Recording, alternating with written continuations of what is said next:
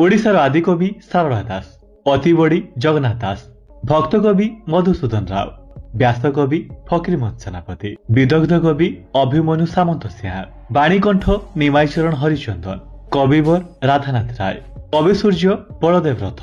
कांत कवि लक्ष्मीकांत महापात्र, कविचंद्र कालीचरण पट्टनायक, छंद कवि राधामोहन गणनायक, कवि मंजुल कृष्ण प्रसाद बसु, जातीय कवि वीरकिशोर दास, कविशेखर चिंतामणि महांती, किशोर कवि श्याम सुंदर दास, गणकवि वैष्णव पाणी, प्रकृति कवि गंगाधर मेहर, प्रेम कवि मायाधर मानसिंह, पल्ली कवि नंदकिशोर बड़,